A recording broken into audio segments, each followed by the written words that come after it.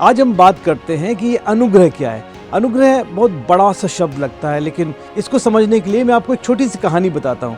मैं एक पार्क में से गुजर रहा था, वहाँ पर एक छोटा लड़का था, 5-6 साल का होगा, अपनी माँ के साथ खेल रहा था। उसके हाथ में एक छड़ी सी कोई चीज़ थी। वो आता, अपनी माँ को ज़ोर से मारता और फिर दूर चला जाता। और हर बार जब वो मारता तो माँ उसको कहती, मैं तुझे माफ़ कर रही हूँ, मैं तुझे माफ़ कर रही हूँ। अब ये जो माँ उसको माफ़ कर रही है, ये क्या है? क्या वो खुद को बहुत नियंत्रण में रख रही है, सेल्फ कंट्रोल दिखा रही है, या वो उसको बहुत काइंडनेस, बहुत भलाई दिखा रही है, या उसको अनुग्रह दिखा रही है?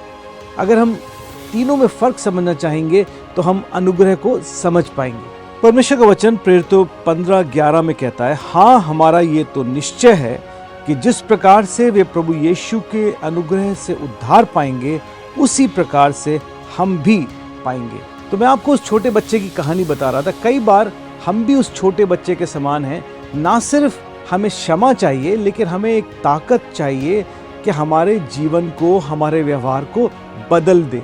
और वो ताकत, वो सामर्थ्य प्रभु यीशु मसीह देते हैं हमारे जीवन को, ना सिर्फ हमारे पापों को माफ़ करने के लिए, लेकिन हमारे जीवन को बदलने के लिए। और उसको हम कहते हैं अनुग्रह। ये जो परमेश्वर का अनुग्रह है, ये वो है जिसमें हम परमेश्वर के प्रेम को पाते हैं और हम दूसरे लोगों से प्रेम कर पाते हैं।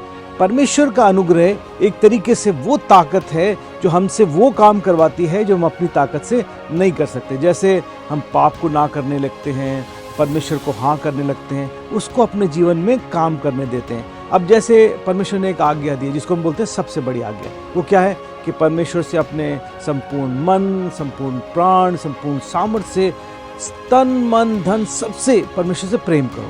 अब वो हम कैसे कर सकते हैं?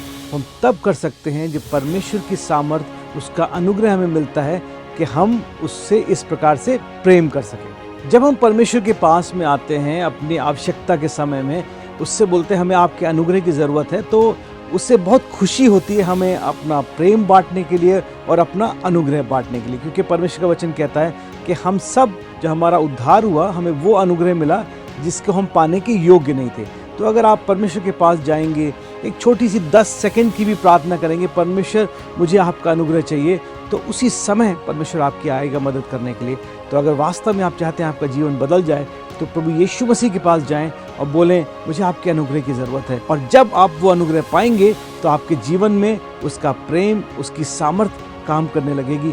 तो आइए आज आप इस निश्चय को करिए कि आप अनुग्रह से भरा हुआ जीवन बिताएंगे और परमेश्वर आपको इसमें मदद करेगा। परमेश्वर आपको आशीष दे।